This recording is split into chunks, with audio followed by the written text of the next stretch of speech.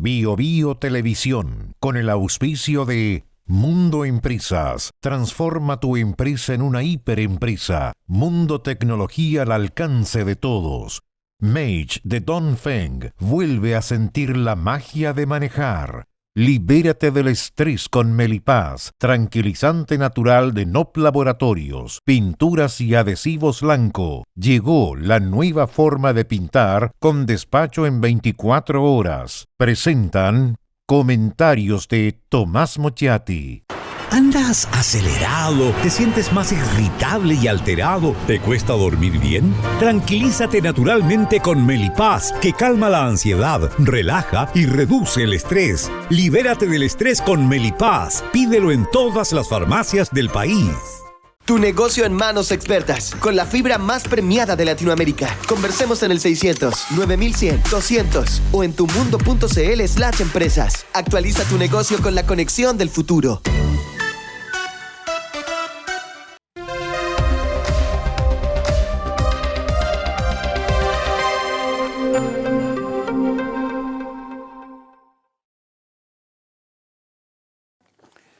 La noticia de las últimas horas es el anuncio de formalización del gobernador de Santiago, Claudio Orrego. Recordemos que no es un cualquiera en la política.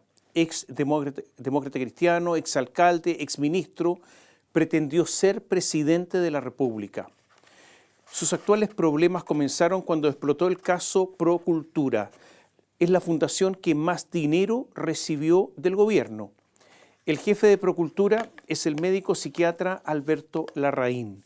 Orrego conoció a Larraín cuando era alcalde de Peñalolén y se hicieron amigos, aunque él, Orrego, ahora niega esa amistad. Cuando se supo de las andanzas de Procultura, Orrego defendió a Larraín. Después, cuando esa posición era insostenible, esa posición de defensa, se alejó de él e incluso presentó una acción judicial contra el médico para que devolviera la plata que le habían pasado sin ninguna garantía efectiva. Hasta ahora, claro, no devuelve el dinero, simplemente porque ese dinero ya no está. Se lo decía, Orrego defendió al doctor Alberto Larraín. Esta fundación, rodeada por las investigaciones, 4 días después de que Procultura había cerrado, el 21 de noviembre de 2023, en una ceremonia de entrega de un premio, Orrego dijo, textual, insisto, Procultura había cerrado 4 días antes, dijo lo siguiente, no quiero dejar de mencionar a un amigo nuestro que lo ha pasado mal y que tuvo que ver con esto, que es Alberto Larraín, que también ha sido muy importante en este trabajo, porque aquí nos sobran manos, faltan. Dijo, no quiero dejar de mencionar a un amigo. Ahora el fiscal regional Juan Castrovecchios, junto al fiscal Eduardo Ríos, decidió pedir el desafuero de Orrego en una audiencia que se realizará a partir de las 9 de la mañana del próximo 6 de octubre. Si es acogida esta solicitud de desafuero, Orrego será formalizado por delito de fraude al fisco por 1.683.788.000 pesos y pedirán medidas cautelares a su respecto. También será formalizada María Constanza Gómez. Es una actriz, pero que se desempeñaba en la administración de la fundación. María Teresa Busleme, socióloga, fue directora de estudios de Procultura y contó que, textual, Alberto Larraín me indica que se encontró con Orrego en un aeropuerto y le dice que armen un programa de salud mental. En razón a eso, Alberto al día siguiente me envía un WhatsApp para que yo tome contacto con Evelyn con la finalidad de armar el proyecto de salud mental que habían conversado supuestamente en el aeropuerto. Agregó que todo el diseño se hizo en una semana porque Orrego pidió el proyecto con ese límite de plazo. Así, de esta manera, mediante una conversación entre amigos en un aeropuerto, se fraguó el programa Quédate y le pasaron toda la plata de inmediato, plata que desapareció. La Fiscalía recuerda, textual, que tan solo 3 meses antes de la suscripción de este convenio, el Consejo Regional aprobó el nombramiento de Región Metropolitana, aprobó el nombramiento de Alberto Larraín cofundación de la Fundación y director ejecutivo de la misma, como uno de los directores de la Corporación de Desarrollo Regional y Turismo del Gobierno Regional, cargo que fue propuesto por el gobernador regional Claudio Orrego. O sea, este era el doctor Larraín, el multifacético, que se dedicaba a todo lo que hacía la fundación, que se dedicaba ahora al turismo, el mismo que pintaba fachadas, con el metro cuadrado más caro de Chile, por lejos. Hay que recordar, además, que la Contraloría, bajo la dirección de Dorothy Pérez, le llamó la atención la contratación a dedo por parte de la Gobernación de la región metropolitana de la empresa Vera y Asociados, de propiedad del español Juan Vera Gil y de la académica Verónica Virgilio Caballero, para desarrollar, textual, un servicio de asesoría especializada sobre líneas de apoyo institucional. ¿Entiende algo de eso? Se lo repito. Así de amplio. Esta es la asesoría. Desarrollar un servicio de asesoría especializada sobre líneas de apoyo institucional. Hubo 52 sesiones, pero Orrego, Claudio, solo entregó actas de 28. ¿Qué ha señalado la Contraloría? Que en forma totalmente irregular hubo asesorías que en realidad eran para la campaña a la reelección a gobernador regional de Orrego. Y vuelvo al caso Procultura, porque lo último que se ha dado a conocer, lo dio a conocer el diario El Mercurio, que entre los antecedentes que tiene la Fiscalía para solicitar el desafuero de Claudio Orrego está un certificado médico emitido por, usted adivinó, por el doctor Alberto Larraín. El 7 de junio de 2023, Orrego corrió una media maratón en Buenos Aires. Algunos dicen que fue más tarde, que habría sido a fines de junio. Bueno, para esto debía presentar un certificado médico que indicara que se encontraba en buenas condiciones físicas para someterse a esa prueba, esa media maratón. La sospecha es que el doctor Larraín, ahora actuando como médico, aunque no en su especialidad que es la psiquiatría, habría emitido el certificado sin examinar a Orrego. O sea, podría ser un certificado ideológicamente falso. Ante todos los frentes que tiene abiertos Orrego, este es uno más. Cualquiera de ellos, por sí solo, podría constituirse en su perdición. Pasemos a la política. ¿Qué es lo que se está disputando en política en estos momentos? ¿Cuál es la refriega, la contienda, mirada desde el punto de vista del poder? Yo diría que son varias. La primera, la guerra civil en la derecha. No se trata solo de qué sector alcanza el poder, sino de quién obtiene la hegemonía en el sector. La segunda disputa es una lucha que se refiere a quién obtiene el dominio de la izquierda. Y la tercera, ahora mirado como desafío, es el intento del gobierno de imponer su legado, materializado como un relato con miras al futuro. ¿Qué pasa en la derecha? La disputa en la derecha es una pelea feroz, en la que todo vale, toda arma es aceptable, como cuando se estima que la lucha tiene el carácter de existencial, algo así como si el perdedor debiera dar por extinguida su propia vida. Ahora se va entendiendo mejor la razón por la que no hubo primaria en la derecha entre José Antonio Kast y Evelyn Matei, porque la primaria es con voto voluntario, participa poca gente, las campañas son mezquinas, es como una competencia de una división inferior. Es tanto lo que se juega que, reitero, ahora resulta evidente que en una primaria no se podía resolver este asunto. Será la primera vuelta presidencial, con voto obligatorio, con campañas financiadas, con muchos recursos, con debates, con todas las de la ley. El próximo 16 de noviembre, al atardecer, sabremos cuál es la derecha que se impuso. Eso sí, habrá que mirar las parlamentarias, donde desde ya diremos que en el Senado la derecha de Chile Vamos seguirá siendo mayoría.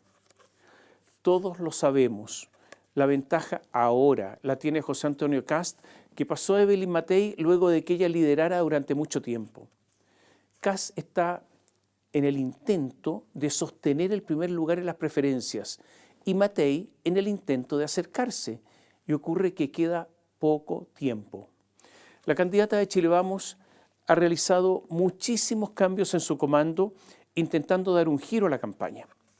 Ha habido voceros que no hablan, raro, Paula Daza es un ejemplo de no comunicación. Ha habido cambio en el diseño estratégico propagandístico. Despidieron al ecuatoriano Daniel Pérez Payares, dueño de una agencia muy conocida en nuestro país.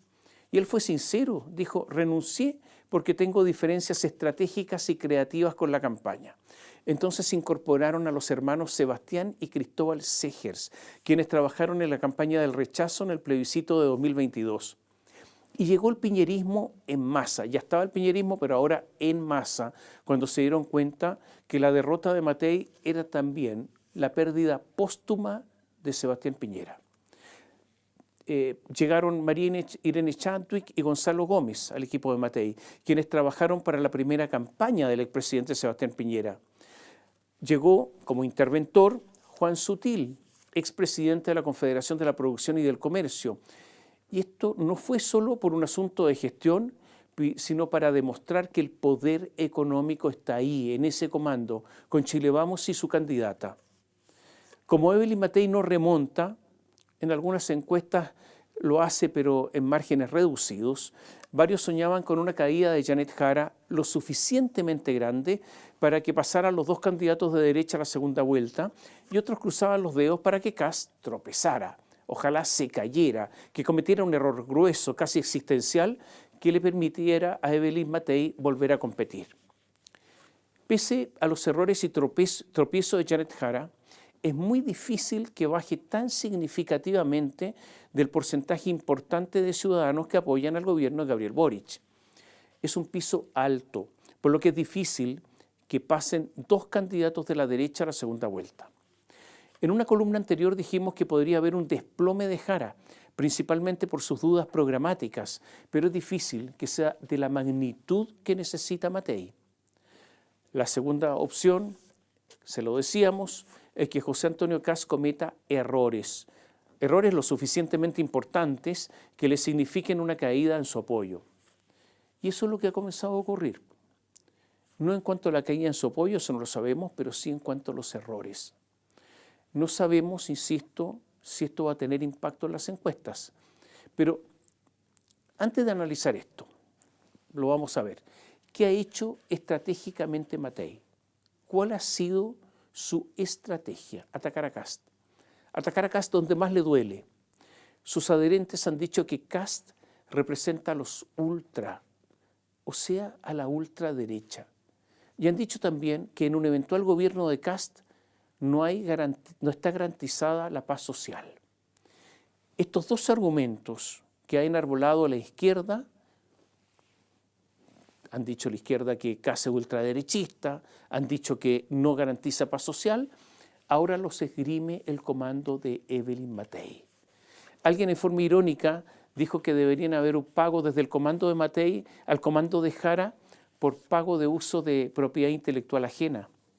Pero más allá de la broma, parece evidente que Matei claudicó de cualquier intento de convencer a adherentes de Kast para que voten por ella y optó por tratar de captar el centro o a concertacionistas desilusionados, concertacionistas extraviados. Evelyn Matei relanzó su candidatura acompañada por Magdalena Piñera, la hija más política del expresidente. Estuvo apoyada por Cecilia Morel, por exfuncionarios leales, por demócratas y amarillos, los exconcertacionistas ahí institucionalizados, con nuevo eslogan, nueva gráfica, nueva imagen, nuevos videos. ¿Cuál es el nuevo eslogan? Chile, un solo equipo. Recordemos que cuando había inscrito su candidatura, el eslogan, que ahora desecharon, era valentía para gobernar, cercanía para escuchar. ¿Qué dijo Matei en su reciente relanzamiento? Escuche bien, por favor, porque estas son palabras importantes, porque establecen la estrategia. ¿Qué dijo Matei? En los meses que vienen nos jugamos el sueño de volver a vivir en paz, sin extremismo ni soluciones simplistas.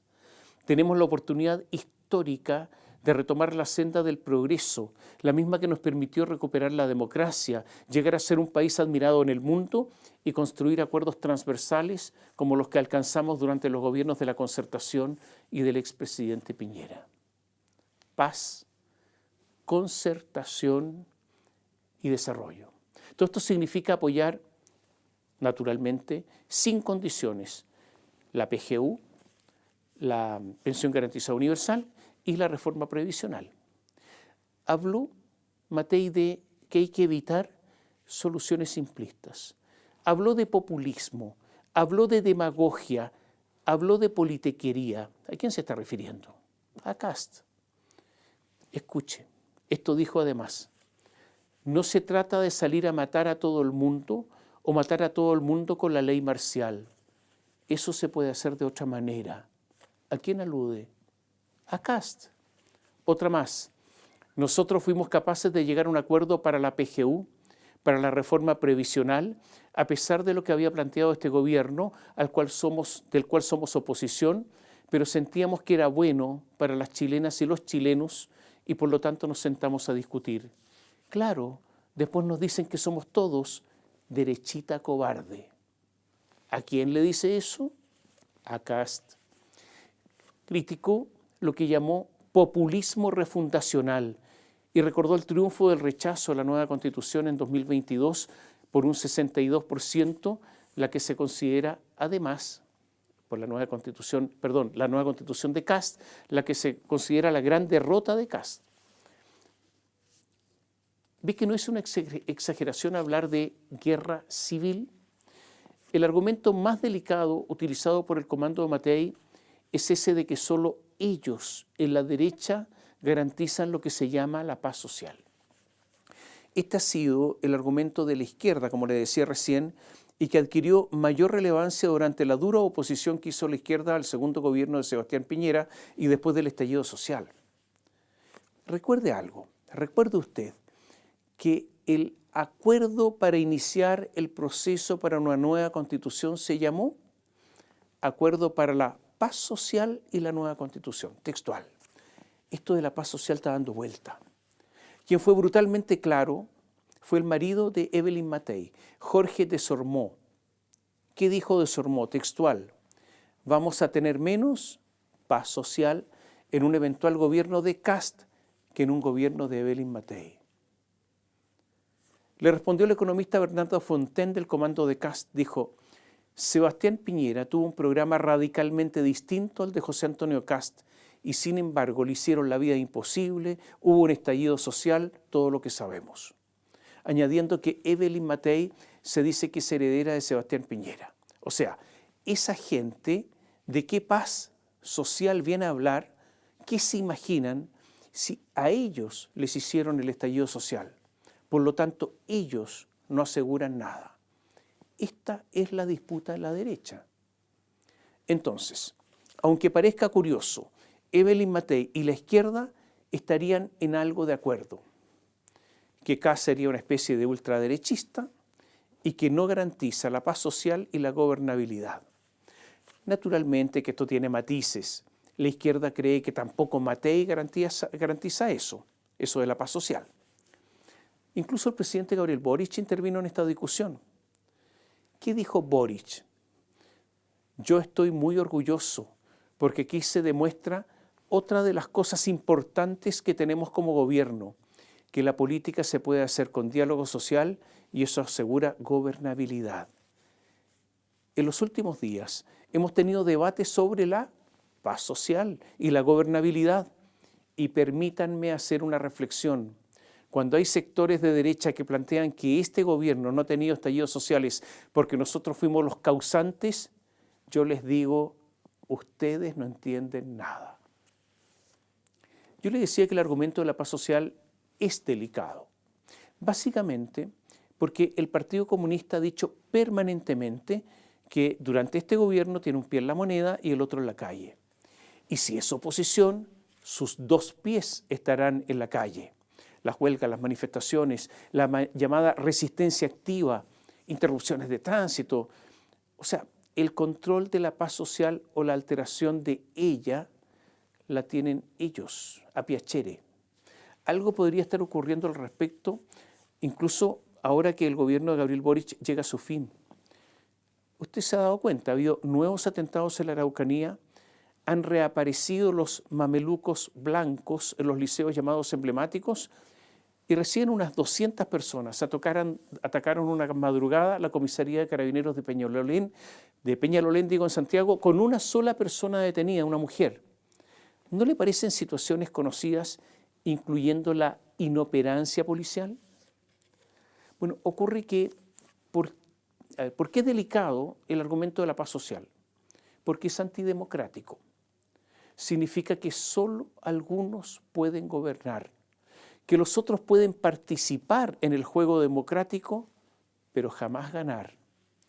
Si esto es así, la democracia se transforma en algo aparente, en especial si la sospecha es que los que aseguran paz social son los mismos que provocarían la ausencia de paz social si no son gobierno. El Partido Comunista, recordemos que no habla de estallido social, sino que habla de revuelta. Y hasta hoy justifica esa revuelta. Entonces parece que hay una suerte de chantaje. El Comando de Chile Vamos dice en forma expresa, tajante, que la gente solo debe votar por su candidata por estas razones: paz social. En la derecha se lo decía, la guerra es entonces, esta guerra civil es cruenta, sin misericordia. Si faltara alguna prueba, hay una más, que yo diría que es tremenda. Mientras Kast dice que no pasará segunda vuelta, si no pasa segunda vuelta, sin duda va a apoyar a Evelyn Matei, Chile Vamos ha dudado en ofrecer ese apoyo. O sea, si pasa Kast, no han dicho que van a votar por... Si pasa Kast a la segunda vuelta, no han dicho que van a votar por Kast en la segunda vuelta. El presidente de la Renovación Nacional, Rodrigo Galilea, el senador de Bópoli, Felipe Kast, incluso han dicho que si gana Kast, pasa a la segunda vuelta y gana en definitiva, no se integrarían al gobierno de Kast. O sea, ¿qué es lo que están diciendo? Que serían oposición. ¿Se da cuenta la guerra civil que hay en la derecha? No cabe duda que, olvidada la pretensión de atraer votantes de Kast, Matei ha optado entonces por irse al centro y que ojalá voten por ella los anti-Kast, incluyendo, como decía antes, a los ex-concertación. Es buscar una especie de voto útil. Perdida Janet, si ustedes consideran que Janet no va a ganar, no voten por Janet, voten por mí, o algo así. Bárbara Figueroa, militante del Partido Comunista, presidenta de la Central Unitaria de Trabajadores, miembro del Comando de Jara, olfateó este asunto y reaccionó así. Textual: no nos equivoquemos, cuidado con los cantos de sirena. Es la derecha quien puede traer regresión, Kast o Matei, pero no nos compremos el cuento de que aquí es bueno un camino más moderado de la derecha, porque cuidado, eso puede ser pisarnos los pies. Cuidado con ese discurso, porque al final lo que podemos terminar construyendo son las condiciones para que sectores moderados, incluso de la izquierda, consideren que el mejor camino está representado ahí. Como ustedes escuchan, en el Comando de Jara huelen el peligro, huelen lo que está haciendo Evelyn Matei. Por otra parte, todos hemos visto un Kast, yo diría monotemático, monocorde. Seguridad y economía son sus temas. Si usted le pregunta por cualquier cosa, responde con seguridad y economía.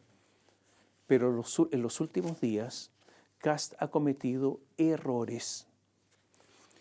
A ver, fue Kast el que colocó en la agenda pública la reforma previsional y se equivocó.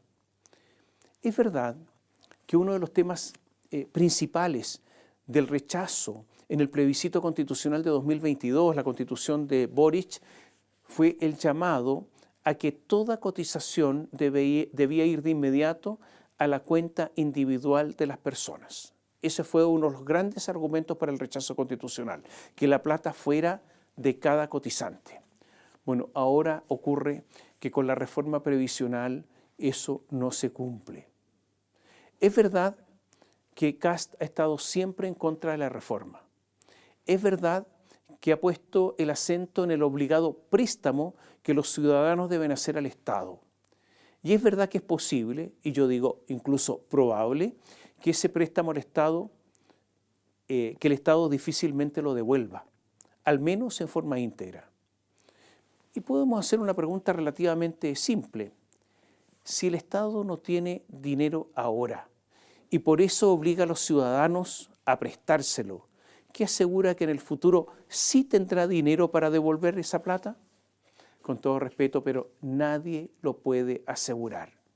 Además, no cabe duda que en lo acordado hay una parte de reparto, el sistema al que la derecha se oponía y que podría ser la apertura de la puerta para que esto se amplíe. No solo eso, está la cantidad de recursos involucrados que Chile Vamos y el gobierno en este acuerdo llegaron al convencimiento, llegaron a un acuerdo de que esa deuda estatal no se agregara a las cuentas públicas, lo que es una forma de falsear los datos, de falsear una especie de balance. Si esto lo hiciera una empresa, más de alguno caería preso. Y por último, todo esto es contrario a los principios de derecha, porque la derecha jamás permitiría obligar a los ciudadanos a prestar sus recursos al Estado. Y esto no tiene nada que ver, como dicen algunos, con la moderación, porque lo inmoderado podría ser justamente esta parte del acuerdo. Es verdad también que Chile Vamos llegó a este acuerdo por un simple cálculo, como creían estar seguros de llegar al gobierno, de que tenían la elección ganada. En ese momento Kast marcaba poco, querían cerrar el tema para que no fuera bandera de lucha de la oposición de izquierda. Aunque este argumento puede resultar, Janet Jara, la candidata oficialista, la que como ministra del Trabajo lideró la negociación en nombre del gobierno, aclaró al poco andar que el tema no está cerrado, como decía la derecha, y que ella sigue queriendo eliminar las AFP y que apenas tengan mayoría legislativa van a barrer con todo eso. Más de alguien dijo que en la derecha, por el cálculo inmediato, como dicen en el campo, son cortos de entendimiento, o sea, que fueron tontos. Les decía que Kast ha comenzado a equivocarse. ¿Dónde está el error? Bueno, que al hablar y al poner en el tapete la reforma previsional, habló del chao préstamo. O sea, eliminar el préstamo que ahora en estos momentos está sirviendo para progresivamente subir las pensiones y además para igualar a las mujeres con los hombres por un financiamiento estatal. Cuando se le pidieron detalles a Kast acerca del financiamiento, eliminando el préstamo y manteniendo los beneficios, no fue capaz de dar una respuesta. Le preguntaron, si usted saca el préstamo obligatorio de los ciudadanos, ¿cómo financia esto? No fue capaz de dar respuesta. O sea, Kast coloca el tema, anuncia cambios y no dice cómo lo va a hacer. Los recursos son tan elevados que eso no se condice además con bajar el gasto público. Por ejemplo, Kast entregó la siguiente explicación. Vamos a ahorrar desde el Estado y con eso vamos a financiar todo lo que se tiene que hacer para emparejar la cancha, para las mujeres, para las personas que no tienen trabajo, para las personas que no tuvieron los ahorros suficientes. ¿Le quedó clara la explicación? A mí no. Porque no explicó nada. ¿Y qué le dijo Evelyn Matei? Con todo respeto, no hay cómo hacerlo. No hay quien lo financie. ¿Qué dijo Jimena Rincón, que está en el comando de Matei? Dijo que esa posición pone en riesgo el financiamiento y el mejoramiento de las personas. Yo no los quiero aburrir porque hay muchas declaraciones desde el comando de Evelyn Matei pidiendo explicaciones a José Antonio Kast. Incluso a Kast lo criticaron Gabriel Boric, la vocera de gobierno también. ¿Qué dijo Camila Vallejo? Independientemente del color político del candidato, es bien irresponsable decir que va a quitar un beneficio que recientemente fue aprobado, que tenemos que implementar sin decir siquiera cómo se va a financiar, porque eso genera duda, genera incertidumbre. ¿Qué dijo Boric? La reforma ya está en marcha y la vamos a defender. Sin embargo, un pequeño grupo que no quiso sumarse a esta reforma hoy amenaza con hacerla retroceder. No estamos disponibles para eso. Respuesta de Kast. El presidente y su heredera, la candidata Jara, mienten una vez más, al igual como lo hicieron cuando protegieron a Monsalve acusado de violación. Los chilenos están cansados de las mentiras, etc. pareciera evidente que Kast está a la defensiva. Y hubo otro error de Kast. Kast dijo que va a bajar el gasto público en $6.000 millones en solo un año y medio, sin decir qué recortará y cómo lo va a hacer. Kast está sumando errores. El vocero económico de Matei, Gonzalo Sangüesa, dijo que tenía que explicar el recorte. Se lo dijo a Kast, dijo, no sé de los titulares, dennos las bajadas. Perdón, dijo, no nos dé los titulares, dennos las bajadas, porque estamos trabajando todos con los mismos números. Somos todos economistas, no podemos tener tantas diferencias. Ignacio Briones, exministro de Hacienda de Piñera, miembro del comando de Evelyn Matei, fue más rudo. Dijo, ellos dicen que lo van a hacer por la vía administrativa. Por favor, pido que me expliquen cómo. Eso es vender humo. Todo esto ha significado debilidad en la campaña de Kast. Y hubo un último episodio, es el de los mensajes, las campañas orquestadas a través de redes sociales. Esto que algunos llaman bots, aunque no son bots, pero eso. La verdad es que esto lo hacen todas las candidaturas, es cierto. Y ahora con inteligencia artificial es más fácil. Incluso hay algunos que estas columnas les colocan la misma voz, el mismo tono, pero diciendo otra cosa, cosas que yo nunca he dicho. Pero así están las cosas. Evelyn Matei denunció hace ya un tiempo una campaña de mentiras y de ofensas provenientes del comando de José Antonio Kast. Kast desmintió que el origen estuviera ahí, en su comando. La campaña fue calificada de asquerosa por Matei, pero esa campaña existió. Incluso algunos la acusaron de padecer en esta campaña de Alzheimer, deslegitimándola, señalando que era incapaz de sostener una candidatura y menos de ejercer la presidencia. Cercanos al comando de Kast han dicho que son adherentes ajenos al comando, o sea, personas que adhieren a Kast pero que no participan del comando, personas que no responden a ellos. Evelyn Matei en su oportunidad anunció acciones legales, pero ocurre que después de anunciar acciones legales no presentó ni siquiera una. Naturalmente es un error realizar un anuncio, una especie de promesa para después no hacer nada. El problema es que los diputados socialistas Daniel Manucheri y Daniela Chiccardini se avivaron y ellos presentaron una denuncia que es tramitada por la Fiscalía en estos momentos. Es verdad que el anuncio de Matei fue torpe, porque significaba, de hacer la denuncia, entregar a un fiscal la posibilidad de entrometerse en la campaña a su total antojo. Bueno, hay un fiscal que está investigando, que es el jefe del Ministerio Público en Quillota. El asunto para la derecha podría ser tremendo en estos momentos. Imagínense que el fiscal jefe de Quillota, a cargo de esta investigación, cita a declarar a los candidatos, cita a declarar a los miembros del comando, pida medidas intrusivas, incaute celulares, incaute computadores. Se acabó la campaña. ¿Se imagina qué conversaciones políticas hay ahí? ¿Se da cuenta de las filtraciones que podría haber? Perdona la expresión, pero podrían quedar los comandos de la derecha, no quedar con mono parado. Este es el problema que hay en estos instantes, es el peligro que hay en estos instantes. Una de las razones para no haber presentado denuncias, pese a haberla anunciado, se comenta por parte de cercanos al comando de Matei, es la posibilidad de que detrás de estos mensajes haya también piñeristas, por lo que sería dispararse a los pies. Matei ha dicho, textual, yo lo que quiero señalar es que yo esto lo denuncié hace como 2 meses atrás, lo padecí, me dolió mucho y he decidido que en este momento lo más importante es tratar de comunicar a los chilenos que tenemos futuro, que vamos a sacar nuestro país adelante. Hay que recordar, eso sí, que la primera persona que denunció mensajes ofensivos, coordinados, provenientes del comando de Kast, no fue Matei, sino que fue Johannes Kaiser. Y esto explicaría la lejanía entre Kaiser y Kast. Bajo la mira están 2 cuentas, una que se llama Neuroc y otra Patito Verde. Chilevisión, el canal Chilevisión, dio a conocer un reportaje de los periodistas Nicolás Sepúlveda y Matías González. Una mujer denunciante indicó que detrás de las cuentas Neuroc estaría Ricardo Iraimán Barrios, que dice estar 100% comprometido con el Partido Republicano.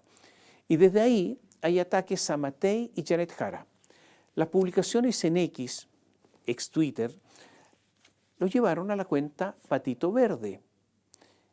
Este Patito Verde sería un usuario que hace años reclamó contra Enel, por lo tanto se obtuvo su dirección y la dirección correspondería a Patricio Góngora. Patricio Góngora, periodista, miembro del directorio de Canal 13, hombre de confianza de Andrónico Luxi. Este Patricio Góngora es conocido en el mundo del periodismo. Trabajó en Radio Agricultura, en Mega, en Canal 13. Se fue al Ministerio de Vivienda bajo el primer gobierno de Sebastián Piñera y fue gerente de comunicaciones de la asociación de FP. Develado el personaje por Chilevisión. ¿Qué dijo Matei? Es una persona que todos conocemos. Y esto reafirma la teoría que en su momento, le dije hace un rato, ¿por qué en su momento Matei no presentó acciones judiciales? Podría haber piñeristas. Hay que decir que Góngora desconoció alguna relación con esa cuenta y además renunció al directorio de Canal 13.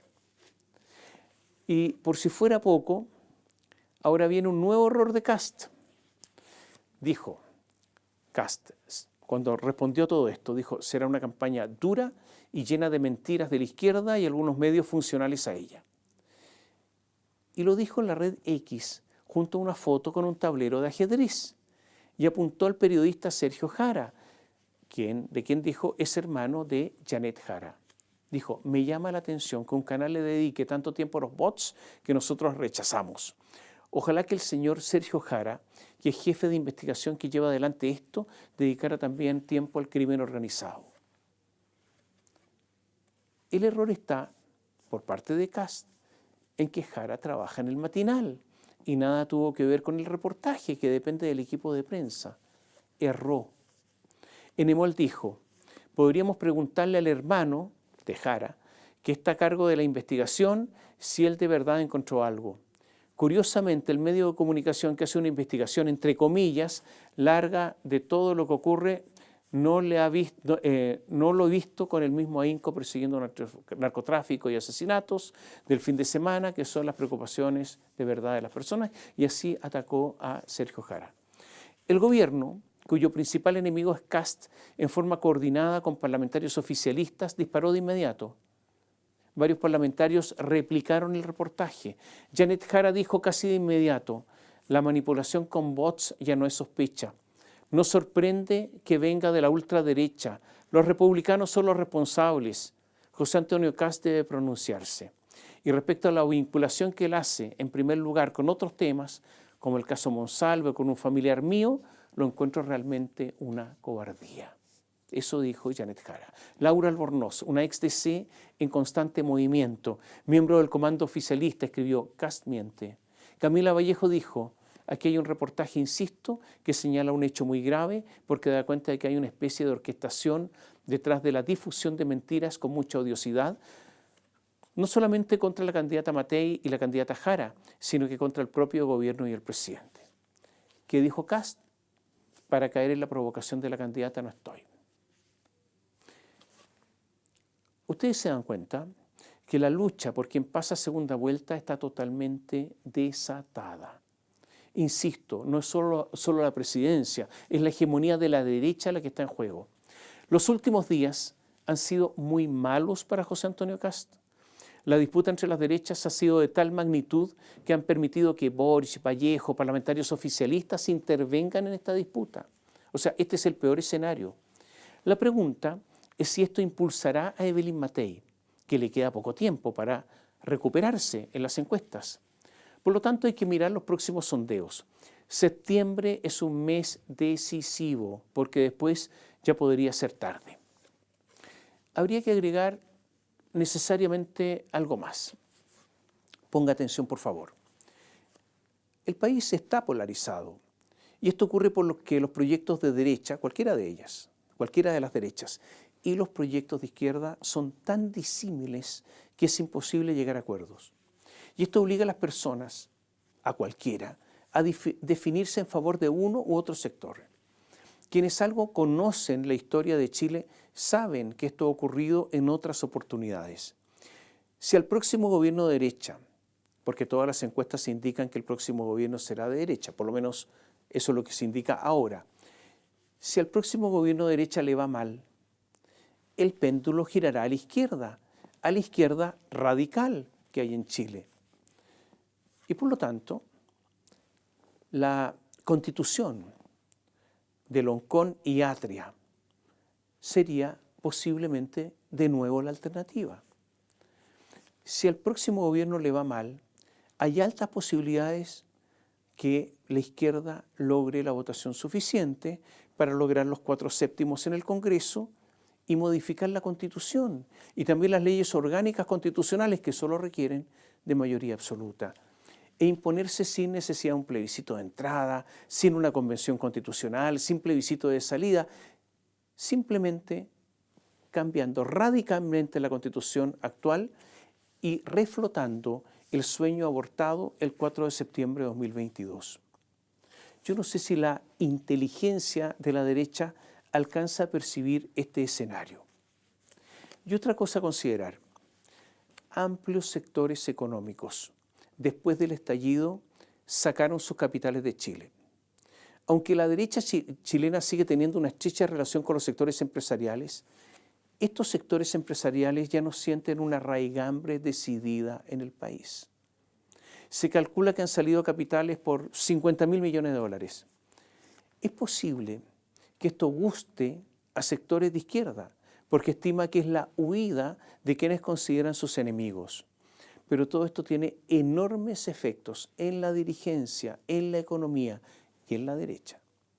Se lo digo de otra manera, un nuevo estallido social ya no los afectaría tanto, porque están con sus actividades fuera del país. Ya tienen internalizado que puede ocurrir, pero ya perdieron la confianza que tenían en el país y ya sacaron sus platas. En tanto en la izquierda la situación es diferente. Es verdad que Janet Jara no logra dar con el tono, con su discurso, con una posición definida. Es que lo que ocurre es que Janet Jara está en una situación casi imposible. Es militante comunista desde los 14 años, pero ahora pretende pasar por socialdemócrata. Ganó la primaria con un programa de gobierno que fue confeccionado por el Partido Comunista, su partido, pero ahora dice que el programa no vale, que era algo, como dicen los argentinos, algo trucho, y que el de ahora sí vale, pero más o menos, porque no es el definitivo y porque el Partido Comunista dice que hay que agregarle cosas que le faltan. Y para más remate, ella, que fue ministra de Estado, que ganó compitiendo por la candidatura del oficialismo, dice ahora que no es oficialista y está intentando alejarse del gobierno. Son todas contorsiones imposibles, solo soportables para los más leales, para los más incondicionales. Le decíamos en una columna anterior, Lautaro Carmona y su hijo Fernando han sido una piedra en el zapato para que Janet Jara mantenga la doctrina. Es posible que también, lo decíamos, den por perdida la candidatura y hayan llegado a la conclusión de que por lo menos hay que preservar la doctrina, el marxismo, los principios comunistas y no ponerse amarillo, como ellos dicen, con el riesgo de perder identidad. Las críticas que han realizado a Mario Marcel van en este sentido. Lautaro Carmona dijo en casa de la presidenta del Partido Socialista, Paulina Bodanovich, mientras comían torta de 1000 hojas de Curicó: yo tengo una obligación política porque represento a una organización política que tiene un punto, una mirada. O sea, clarito, el Partido Comunista debe mantener la doctrina. El senador comunista Daniel Núñez, que es jefe de estrategia de la campaña de Janet Jara, tomó el teléfono y habló con Fernando Carmona y le pidió que no siguiera hablando, que callara, que terminara con las críticas. Pero ocurre que Fernando Carmona, el hijo de Lautaro, es un hombre insistente.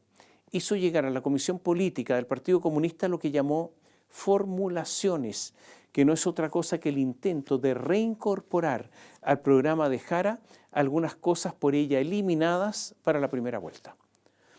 Todo esto origina en el comando inestabilidad, inseguridad y un tironeo que nada beneficia a la candidata. Mientras tanto, ella sigue con su gira por el país, respirando aire puro. Dijo en algún momento: me siento muy contenta de que mi agenda no la definan los empresarios que financian algunas candidaturas, sino que pueda definir con autonomía dónde estar presente. Recordemos algo. Janet Jara tiene una posición minoritaria al interior del Partido Comunista. Las relaciones al interior del PC están trizadas. Incluso debería ser más duro. Soy indulgente al decir solo trizadas. En algunos casos están rotas. El problema para Jara es que ella es minoritaria al interior del Partido Comunista y que los sectores más jóvenes se han ido más a la izquierda. El Partido Comunista se está radicalizando, se está izquierdizando, si es que eso es posible. Hoy tanto el Comité Central como la Comisión Política responden a Lautaro Carmona. Un partido así radicalizado, hermanado con el Frente Amplio, podría ser una oposición dispuesta a todo en un eventual gobierno de derecha.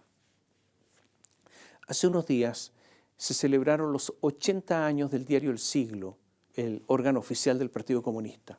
No estuvo Jara. Se realizó recién un homenaje a Guillermo Tellier por los 2 años de su muerte. Janet Jara no estuvo. Son señales. ¿Qué es lo que se discute en estos momentos en la izquierda? La hegemonía. Y la disputa se circunscribe al Partido Socialista con su hermano menor, que es el PPD, contra el eje Partido Comunista y Frente Amplio. Es evidente que por ahora están ganando el Frente Amplio y el Partido Comunista. Si no, recuerde ese magro 28% y fracción que sacó Carolina Toá en las primarias, o cómo le fue la elección anterior, en la elección presidencial anterior. O sea, yo se lo decía hace un rato, la polarización extrema está en marcha. El gobierno además se ha entrometido permanentemente en la campaña, casi al nivel de llegar al intervencionismo. Al igual de lo que sucedió en la campaña del apruebo, en el caso del plebiscito de 2022, que se cumplieron recién 3 años de ese plebiscito, el gobierno será arrastrado a una eventual derrota de Jara, o sea, también será derrota del gobierno. Muchos han dicho, a propósito, que el presidente Gabriel Boric ha cambiado. La verdad es que sigue pensando exactamente lo mismo. Sus objetivos son los mismos. ¿Cuál es el cambio? Simplemente la gradualidad para llegar al objetivo que no ha cambiado. O sea, la radicalidad está intacta. La decisión de nombrar a Nicolás Grau, frente amplista, en el Ministerio de Hacienda en reemplazo de Mario Marcel, va en el sentido de volver a los orígenes. El mismo Grau aclaró las cosas, dijo textual: las convicciones que tenemos son firmes, pero somos flexibles y pragmáticos, o sea, vamos avanzando de a poco a lo que nosotros queremos. La presentación de la ley de aborto libre, que no tiene apoyo mayoritario en la ciudadanía, es eso, volver a los orígenes. Hay que recordar que uno de los aspectos más rechazados del primer proyecto constitucional fue el del aborto libre, pero no importa, se trata de volver al punto inicial.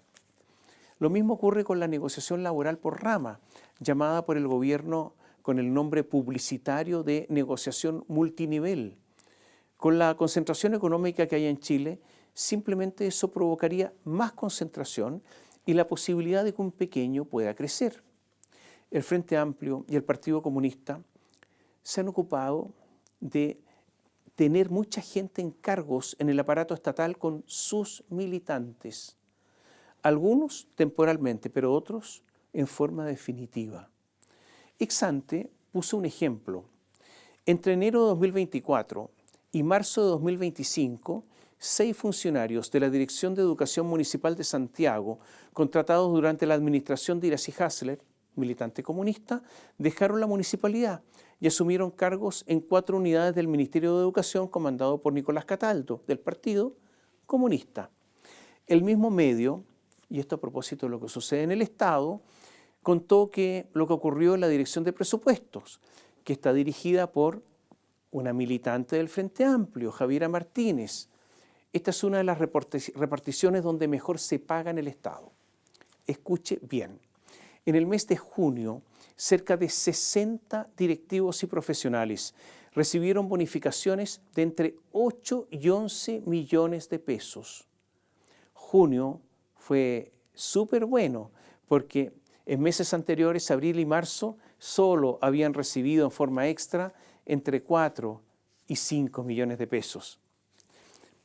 Cerely Pardo, funcionaria hace tiempo de esa repartición, subdirectora de presupuesto, le pagaron en junio 19.060.977 pesos.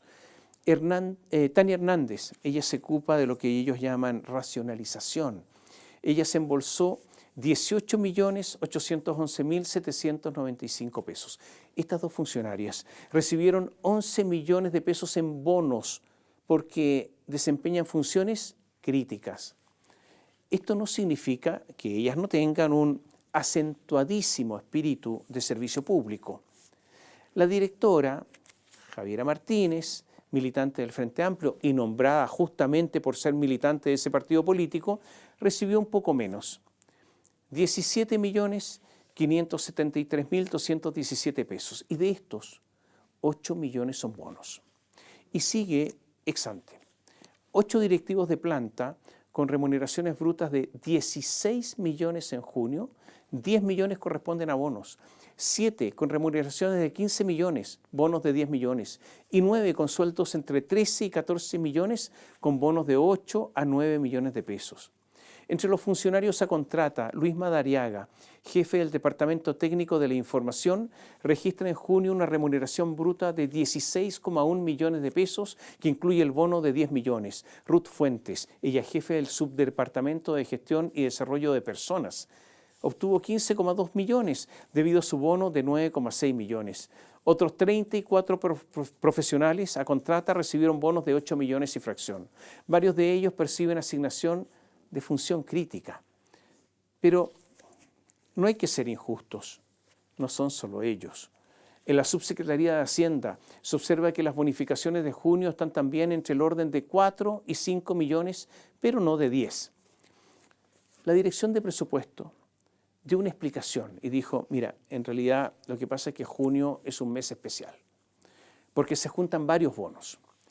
A la cuota trimestral del programa Mejoramiento de Gestión se agrega la de desempeño colectivo y además se agrega una asignación variable establecida en una ley, la 19.041, que también reciben como la Contraloría o Servicio de Impuestos Internos o de Aduanas. Se juntaron bonos, dijeron. Pero hay que señalar que los funcionarios, esto es en serio, los funcionarios públicos cada 3 meses reciben el bono de mejoramiento de gestión, porque la mejora es continua.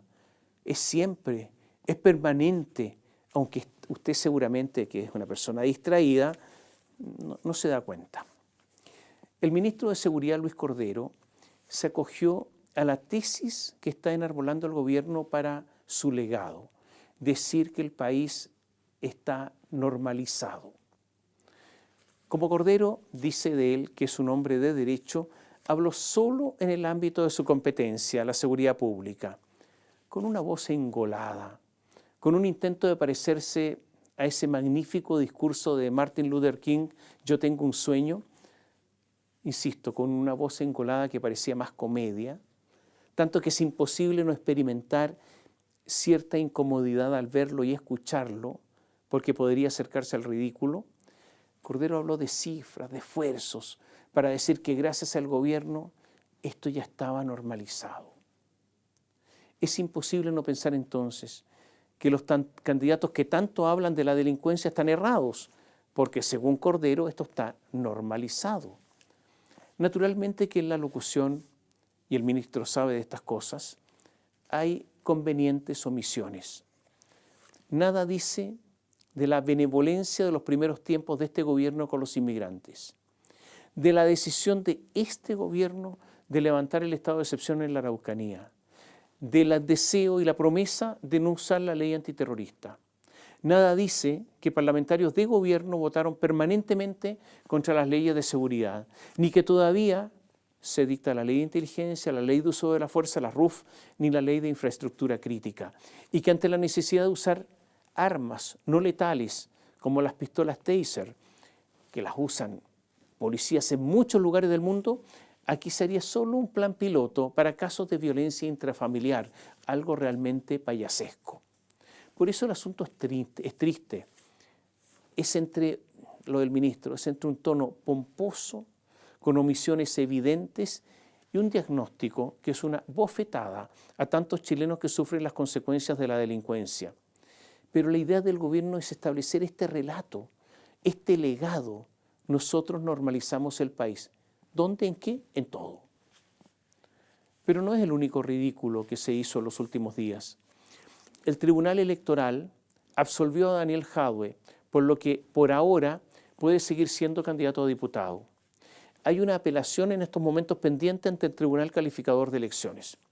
Ocurre que Jadwe ha sido acusado por el Ministerio Público, por la Fiscalía, por delitos que, según la Fiscalía, le pueden significar 18 años de cárcel.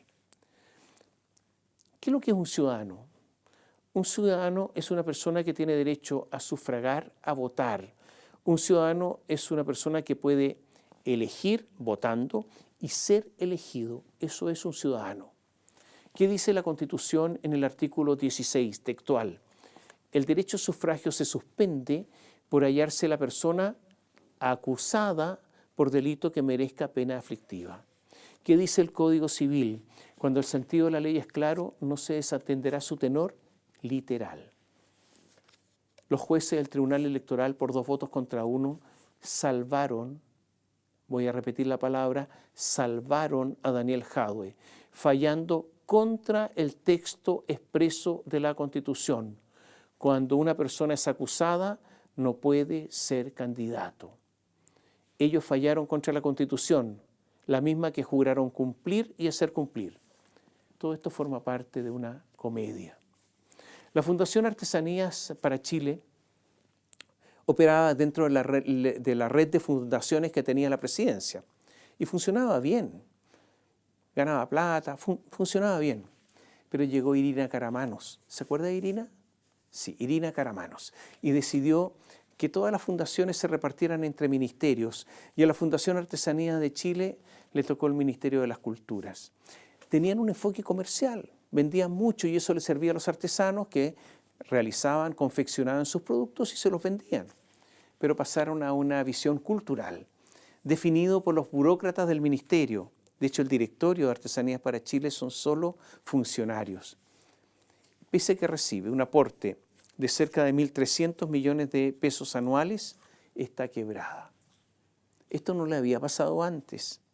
Es que los funcionarios, servidores públicos, crecieron en un 35%. Los gastos en personal en 2023 fueron de 1.775 millones de pesos.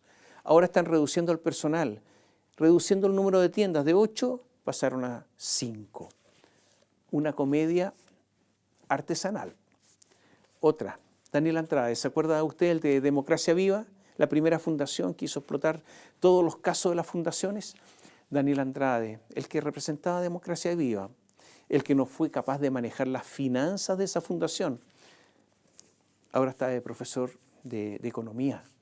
O sea, le va a enseñar a los alumnos cómo se deben hacer las cosas. Es el titular del curso Introducción a la Economía Política Clásica 2025 del Centro de Estudios Nacionales de Desarrollo Alternativo Senda. Y habrá lecturas selectivas dirigidas por Daniel Andrade, entre ellas El Capital de Karl Marx y otros más. Por si le interesa seguir al profe Andrade, le doy este dato. Y la última, porque en todas partes, recurro al proverbio, en todas partes se cuecen habas. Ocurre que militares, miembros de la FACH, debían abordar uno de sus aviones. El Comando de Combate emitió una orden de operaciones a la Segunda Brigada Aérea para su participación en la campaña polar científica conjunta glaciar Unión 2024. La orden indicaba funciones que serían fundamentalmente de transporte de carga y pasajeros hacia y desde el territorio antártico en un avión C-130, un avión Hércules. 20 soldados de la FACH en forma coordinada dijeron, a ese avión nosotros no nos subimos. Pero ¿cómo ustedes son de la FACH? El avión es de la FACH. No nos subimos. Los militares tenían miedo que ocurriera una tragedia. miedo a morir.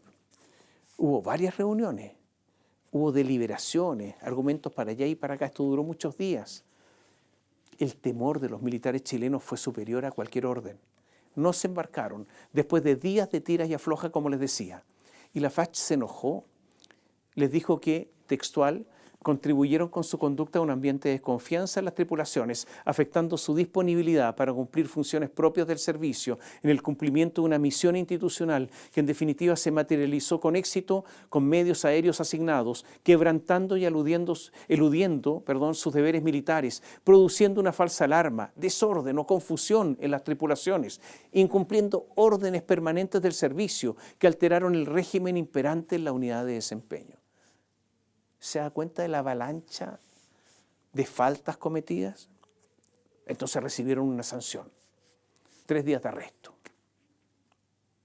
Los oficiales, miembros de la FACH, no se atreven a subir a sus propios aviones. Otra comedia.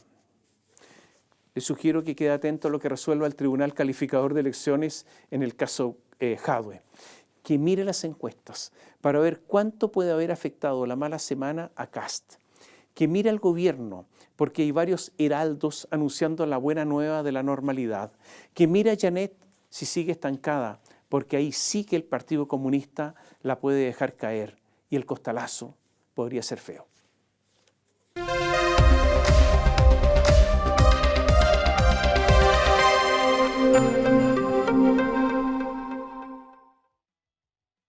Bio Bio Televisión, con el auspicio de Mundo Empresas. Transforma tu empresa en una hiperempresa. Mundo Tecnología al alcance de todos. Mage de Dongfeng vuelve a sentir la magia de manejar. Libérate del estrés con Melipaz, tranquilizante natural de NOP Laboratorios, pinturas y adhesivos Lanco. Llegó la nueva forma de pintar con despacho en 24 horas. Presentaron comentarios de Tomás Mogiati. ¿Andas acelerado? ¿Te sientes más irritable y alterado? ¿Te cuesta dormir bien? Tranquilízate naturalmente con Melipaz, que calma la ansiedad, relaja y reduce el estrés. Libérate del estrés con Melipaz. Pídelo en todas las farmacias del país. Tu negocio en manos expertas, con la fibra más premiada de Latinoamérica. Conversemos en el 600-9100-200 o en tumundo.cl/empresas. Actualiza tu negocio con la conexión del futuro.